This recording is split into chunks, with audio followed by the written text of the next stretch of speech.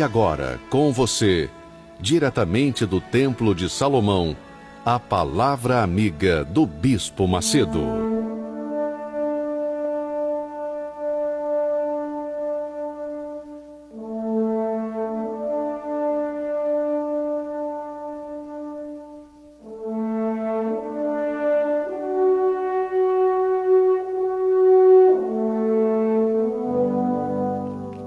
Graças a Deus, louvado seja o nome do Senhor Jesus. Minha amiga, meu amigo ouvinte, quando a gente trata do assunto fé, quando a gente fala de fé, normalmente a mente humana remete para as conquistas. Fala da terra prometida, fala das conquistas materiais, as bênçãos materiais, fala-se de Gideão, que com 300 venceu os midianitas, amalequitas, etc., todos os inimigos, que mudou a história de Israel, fala-se de Davi, que venceu Golias, enfim. Nós temos aí N milagres, maravilhas, por conta da fé, no ministério de Jesus, no ministério dos apóstolos. Enfim, nós imediatamente pensamos nas conquistas. Quando se trata de fé, a gente pensa logo em conquistas. Mas o problema é que a gente pensa em conquista material, as conquistas do dia a dia.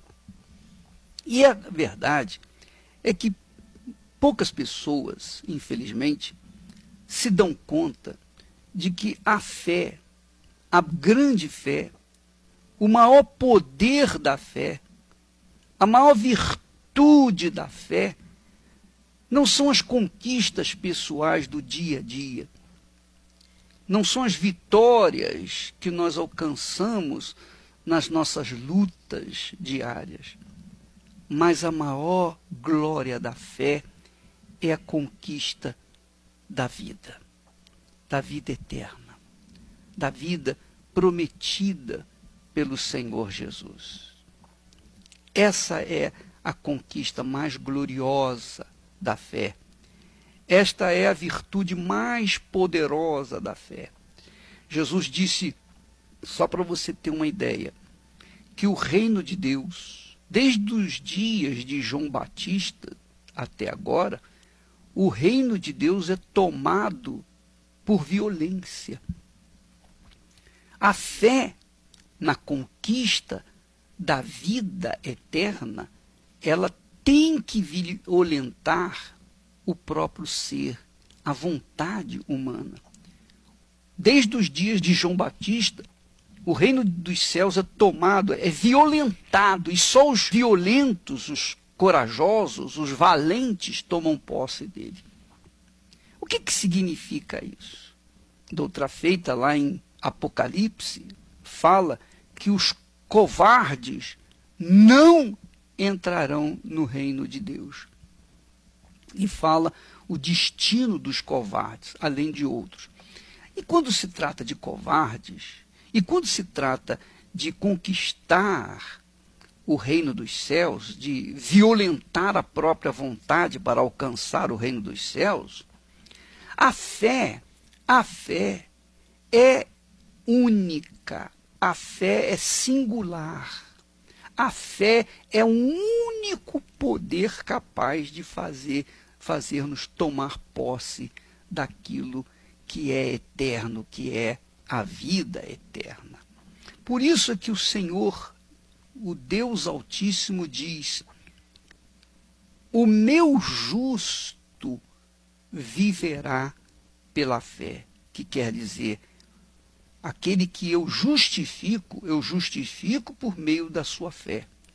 Quando alguém é justificado pela sua própria fé, que obviamente é o Espírito Santo que nos dá essa fé, que nos revela essa fé. Então, amiga e amigo ouvinte, a maior violência da fé, a maior conquista da fé, não é o casamento, não é a compra de uma casa, não é um emprego melhor, não é uma conquista material, não é o sucesso profissional. Não, a maior conquista da fé é a vida eterna. É o que o próprio Deus fala. O meu justo viverá, quer dizer, viverá eternamente por meio da fé e por meio da sua própria fé. Agora, ele conclui dizendo assim: se retroceder, nele não se compraz a minha alma. E infelizmente, nessa passagem pelo deserto que todos passamos, não há quem viva pela fé que não tenha que passar pelo deserto. Se o nosso Senhor foi levado ao deserto pelo próprio Espírito Santo, imagine nós, servos dele. Então, todos somos levados ao deserto. O deserto seria, ou é, para provar a nossa fé, provar a nossa sinceridade. Não provar para Deus, porque Deus conhece a gente. Deus sabe o que há dentro de nós, o nosso passado e futuro e presente. Está tudo diante de Deus como um quadro à sua frente. Ora, Deus não precisa provar a alguém alguma coisa para saber quem é essa pessoa, porque ele já sabe. Mas quando nós passamos no deserto ou pelo deserto, nós estamos nos colocando à prova, nós estamos provando a nós mesmos, provando a nossa fé, provando a nossa confiança em Deus, provando o nosso desempenho, provando, sobretudo, a nossa fidelidade, provando a nossa lealdade, provando se realmente queremos isso que nós dizemos que queremos, se realmente cremos nisso que nós dizemos que cremos, se realmente cremos no Todo-Poderoso, conforme dizemos, confessamos que cremos. Porque muitas são as pessoas, infelizmente, que dizem crer. Uma pessoa chega para mim: não, bispo, eu creio em Jesus de todo o meu coração, com todas as minhas forças, de toda a minha alma, de todo o meu coração. Como é que eu vou saber que aquela pessoa crê realmente? Só porque ela falou? Não. Somente ela tem que provar a si própria. Não precisa provar para mim. Eu não preciso saber se ela realmente é ou está ou não na fé. Ela precisa provar a si próprio. Ela não precisa provar para Deus, porque Deus já sabe. Mas ela precisa provar a si própria e ao diabo se realmente está na fé. Então Deus permite que nós passemos pelo deserto ou pelos desertos. Você tem assistido os 10 mandamentos, né? Nós estamos em vésperas do povo de Israel sair do Egito e ir para a terra prometida. A pergunta é: precisava Deus levar o seu povo para uma outra terra, a terra prometida? Deus não poderia dar o próprio Egito para o povo de Israel? Não poderia tornar o povo de Israel ali o dono daquela terra? Não era mais fácil, não era mais simples, não era mais, digamos assim, confortável? Era. Mas não era o plano de Deus, porque se eles não passassem pelo deserto durante 40 anos, como que eles iriam ser provados se realmente estavam na fé? Você viu lá, você vê nos 10 mandamentos, que tem aqueles 3, Coré, Datã e Abirão. Esses 3 eram corruptos. Esses 3, eles estavam no meio do povo de Israel, eram, digamos assim, hebreus, porém, eles não tinham a fé hebreia, porque eram corruptos. Então, no deserto, esse tipo de gente que finge ser de Deus não aguenta, não resiste e acaba caindo fora. Essa é a realidade, minha amiga, meu amigo ouvinte.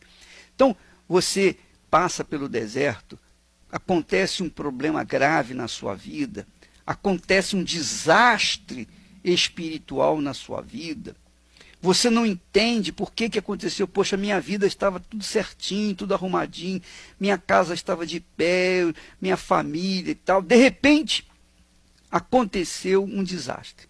Seu marido trocou você por outra. Ou sua mulher saiu de casa e fugiu com outro homem, mesmo deixando o filho em casa. Você fala, mas não é possível, como é que pode isso? Aí você fica pensando, meu Deus, o que adiantou toda a minha fé? Poxa, eu vou na igreja, eu sou fiel na igreja, eu sou fiel ao meu Senhor. E por que Deus me permitiu passar nessa situação? Deus, minha amiga, meu amigo ouvinte, vou dizer para você, escute, preste atenção que eu vou dizer para você uma coisa.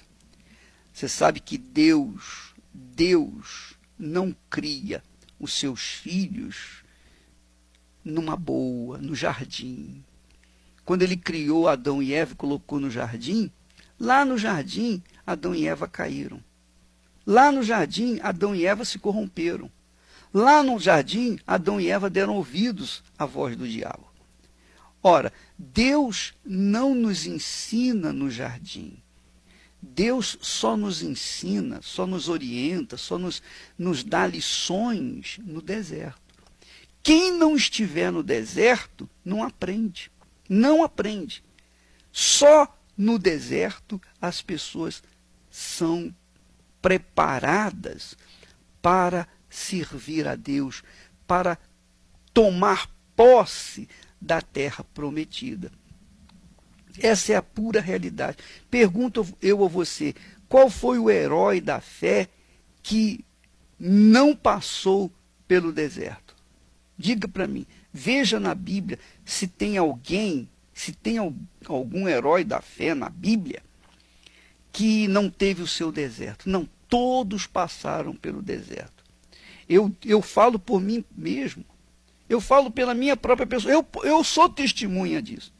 Quantos desertos eu tenho passado, quantas lutas que as pessoas nem entendem, eu não vou ficar falando, mas você é testemunha, todo mundo sabe, todo mundo é testemunha, todo o Brasil pelo menos, todo o Brasil, grande parte do mundo também sabe do que nós passamos, do que nós sofremos, as injustiças, as calúnias, as mentiras, aquelas coisas todas de tentar sujar a minha pessoa, a minha idoneidade, a minha moral. E eles não consideraram a família, não consideraram ninguém. Eles não querem nem saber, eles jogam lama mesmo, eles jogam excremento mesmo nas pessoas. Bom, eu sou testemunha viva de que o deserto é só para provar-nos a nós mesmos. Eu fui provado no deserto. Eu passei pelo crivo do deserto, pelo fogo do deserto. E quer saber de uma coisa, minha amiga e meu amigo ouvinte? Eu passei pelo crivo do fogo do deserto, que foi a maior bênção na minha vida. Eu chorei, eu urrei, eu queria fugir, eu queria sumir, eu queria desaparecer, eu queria morrer, oh Deus, me tira a vida. Mas nada disso aconteceu porque Deus permitia que eu estivesse ali no deserto para poder me ensinar, para poder me orientar. Eu só aprenderia no deserto. No jardim eu não tinha condições de aprender. Eu só tinha condições de aprender no deserto. Então você que está me ouvindo neste momento, está passando pelo deserto mesmo, deserto causticante, cruel, eu quero dizer para você que duvido que o seu deserto esteja sendo pior do que foi o meu. Eu duvido. Porque quanto mais causticante é o deserto, maior é o uso que Deus vai fazer de nós. Você verifica, por exemplo, que a tropa de choque de um exército é muita gente. A tropa de choque de um exército é especial. Nos Estados Unidos, os homens mais preparados militarmente falando, os soldados mais preparados militarmente falando, aquela tropa de elite, a elite da elite, fazem a inscrição de todos os Estados Unidos, uns 400 homens, mas só sobram mais ou menos uns 10 no final. Somente uns 10 são qualificados para fazer parte daquela tropa de elite. Por quê? Porque exige do soldado destreza, coragem, exige que o soldado não tenha sentimento, ele seja cabeça pura, razão pura, para ele não se deixar levar por emoção, por qualquer sentimento, por qualquer paixão, por qualquer amor afetivo. Ele tem que ser um ferro, ele tem que ser o próprio aço. Ora, a salvação eterna não é algo que se conquiste assim na beira da rua, na esquina. Não, minha amiga, meu amigo ouvinte. Jesus disse que a porta é estreita, apertado o caminho que conduz à vida, e são poucos os que passam por ela, por essa porta, por esse caminho. Então, a conquista mais gloriosa, mais maravilhosa, mais expressiva que o homem, que a fé pode nos dar, é a conquista da salvação eterna, a nossa salvação eterna. Jesus chega ao ponto de dizer assim, olha, presta atenção para os discípulos, presta bastante atenção. O que adianta vocês ganharem o mundo inteiro e perderem a sua alma? Quer dizer, o que adianta eu ganhar mãe, pai, filhos, maridos, família, ganhar as outras pessoas, se eu não ganhar a minha alma? De nada adianta. De nada vale. Então, para que eu possa manter a minha fé ativa, para que eu possa ter a minha fé fortalecida, para que eu possa ter a minha fé efetiva, a fé que venha realmente me dar o direito da coroa da vida, porque a coroa da vida é um prêmio. É um prêmio para aqueles que chegaram lá, aqueles que chegarão lá. Jesus fala, dar-te-ei a coroa da vida ao vencedor. Ao vencedor. Vencedor é aquele que chega ao ponto de vencer os seus desertos, passar pelos seus desertos e finalmente chegar à terra prometida. Ora, você verifica que de todas as milhões de pessoas que saíram do Egito e foram para a terra prometida, apenas Josué e Calebe e os filhos de Israel, quer dizer, as crianças que cresceram no deserto, puderam entrar na terra prometida. Porque aqueles que saíram do deserto, nem Moisés passou, nem Moisés chegou à terra prometida. Ele chegou a ver a terra prometida, mas ele não entrou. Por quê? Porque ele falhou. Ele falhou. E muitas pessoas têm falhado na sua fé, têm caído. Moisés falhou, ele não caiu. É claro que ele herdou a vida eterna. Mas os outros que ficaram pelo meio do deserto, não. Eles morreram mesmo, perderam a salvação porque foram covardes, etc, etc, etc. Jesus, minha amiga, meu amigo ouvinte, ele nos alerta que se por acaso a pessoa retrocede na fé, então ela já não tem mais o direito de conquistar a vida eterna. Você pode conquistar mundos e fundos, mas se você não conquistar a vida eterna, você então não conquistou nada, você morre na praia, aquela pessoa que nadou e morreu na praia.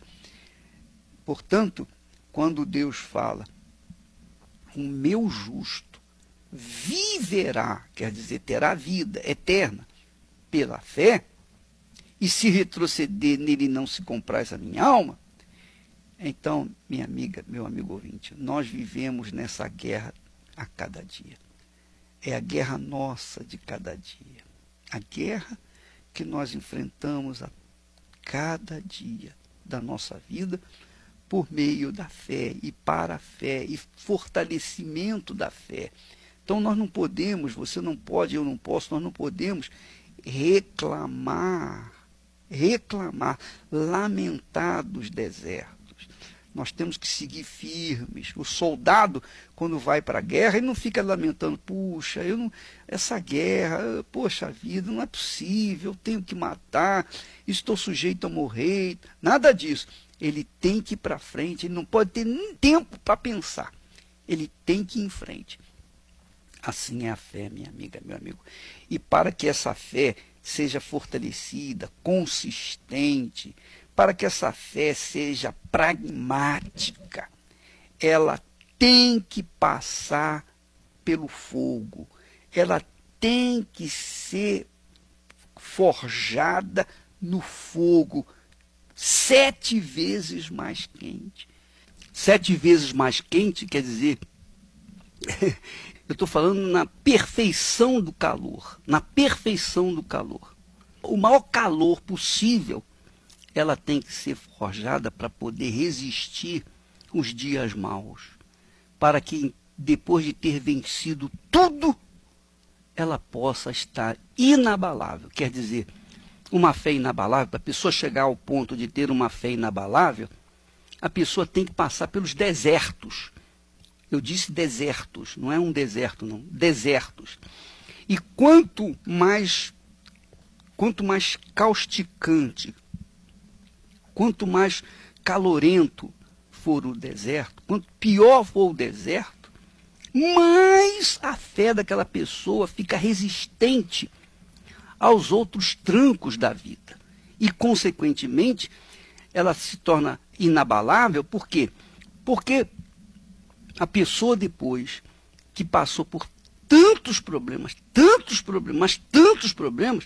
qualquer outro problema que vier, ela já tira de dentro. Isso aí, já enfrentei coisa pior do que isso, eu vou em frente, porque eu tenho certeza que esses momentos vão passar.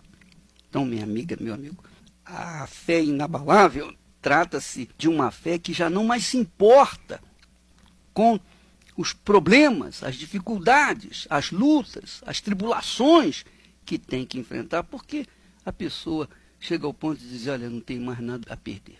Eu não tenho nada a perder, porque eu sei que o meu Redentor vive e ele vai me dar a vitória, porque eu permaneço com ele, perseverante na luta com ele, até receber a coroa da vida.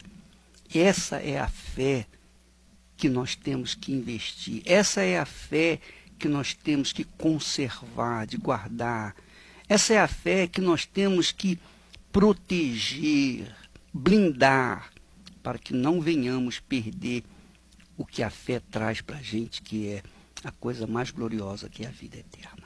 Então, minha amiga, meu amigo ouvinte, se você está vivenciando momentos difíceis na sua vida, isso aí é bom para você. É bom para você porque você vai aprender a se defender, vai aprender a tomar posse de coisas muito maiores.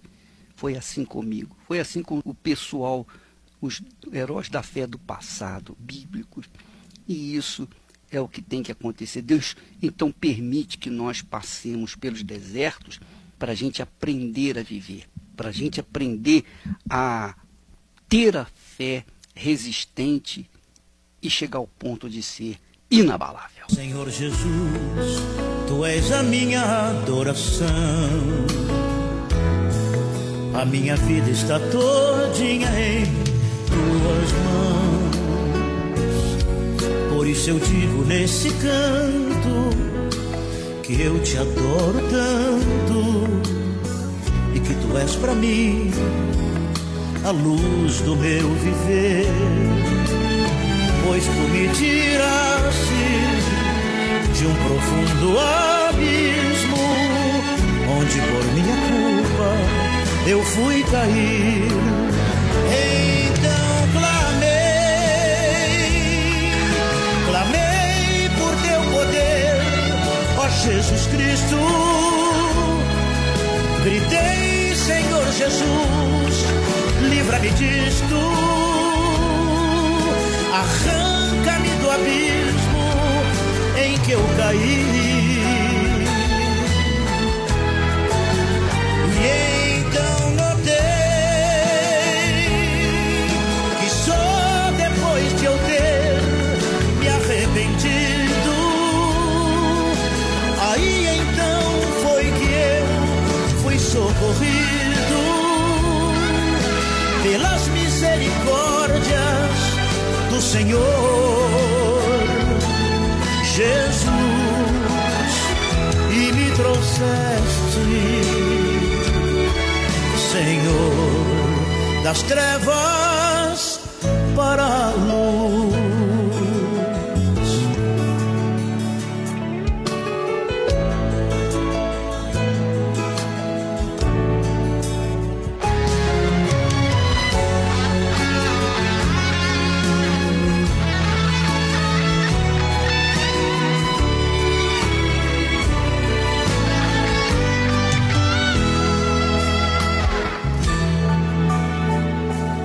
Senhor Jesus, Tu és a minha adoração. A minha vida está todinha em Tuas mãos. Por isso eu digo nesse canto que eu Te adoro tanto e que Tu és pra mim a luz do meu viver. Pois Tu me tiraste de um profundo abismo, onde por minha culpa eu fui cair. Então clamei por teu poder, ó Jesus Cristo. Gritei, Senhor Jesus, livra-me disto, arranca-me do abismo em que eu caí. E então notei que só depois de eu ter me arrependido, aí então foi que eu fui socorrido pelas misericórdias do Senhor Jesus, e me trouxeste, Senhor, das trevas para a luz.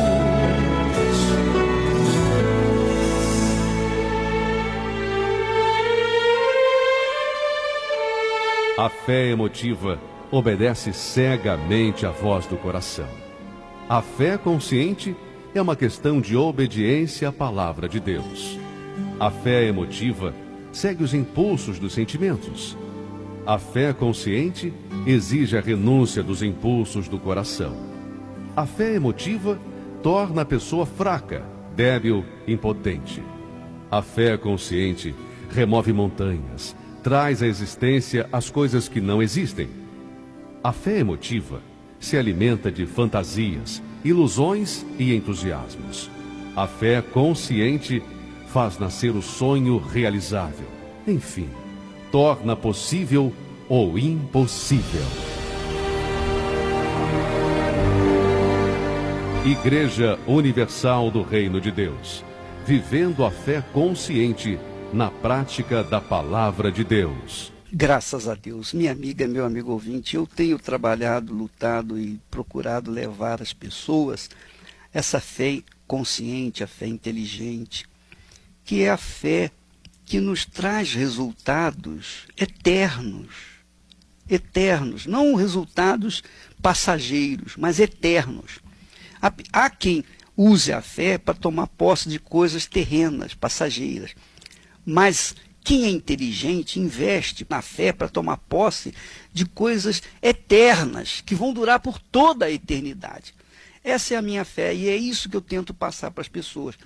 E é óbvio que nós não temos dignidade, nós não temos condições por nós mesmos de alcançar o reino dos céus por conta dos nossos maus feitos, das nossas falhas, dos nossos erros, dos nossos pecados, etc. Então é uma coisa impossível tomar posse da eternidade, da salvação eterna, por nossa própria conta. Mas, quando Deus nos dá a fé, Ele nos dá a fé para que a gente use-a como ferramenta de posse daquilo que Ele prometeu por toda a eternidade, que é a vida eterna. Então, se a pessoa não dá atenção à fé, se a pessoa desconsidera a fé, quando ela toma posse, enquanto ela está perdendo, ela apela para a fé. Depois que ela toma posse de algumas bênçãos, então ela despreza a fé, ela leva a fé na flauta, ela leva a fé no relaxamento. E aí, é claro, ela vai perder, não tenha dúvida, vai perder a salvação. Então, são esses que Deus fala: se todavia retroceder, nele não se compraz a minha alma. Quer dizer, Deus não se compraz no retrocedimento daqueles que começaram na fé e por um motivo, por outro, por um deserto, por outro, por todos os desertos, de repente abandonaram, desanimaram e largaram tudo. Ora, minha amiga, meu amigo, nós havemos de convir que Deus não está brincando. Ele não está brincando, não está oferecendo a sua eternidade para qualquer um. A pessoa, para ter essa eternidade, ela tem que fazer a sua parte, ela tem que sacrificar a sua vida, ela tem que provar a si mesma, ela tem que provar com todas as suas garras, com todas as suas forças, que realmente é aquilo que ela quer, para que então ela possa tomar posse da vida eterna. Nós vamos ficando por aqui. Amanhã estaremos de volta nesse horário, nesta emissora, e no domingo agora, às 6 horas da manhã, aqui no Templo de Salomão, nós temos falado, avisado às mães, aos pais, para não trazerem crianças menores de 7 anos, porque nós não teremos a escolinha bíblica infantil. As professoras vão ter condições de buscar também às 6 horas da manhã. Na reunião das 10 horas, você pode vir, não tem problema, trazer suas filhas, porque a escolinha vai funcionar normalmente. Mas às 6 horas da manhã não vai funcionar mais. Não vai mais funcionar. Aqui no templo não vai funcionar mais. A escolinha bíblica infantil só funciona aqui no templo aos domingos, às 10 da manhã e às 18 horas. Às 6 horas da manhã, não. Não. Se você vier e trouxer sua criança de berço, criança menor de 7 anos, você vai ter que participar da reunião lá no Brás. Não tem problema, você pode levar para a criança que quiser às 6 horas da manhã lá no Brás, mas aqui no templo não vai ter ninguém para cuidar dos seus filhos, tá bom? Então, fique com Deus todos os que estão me ouvindo e até a próxima.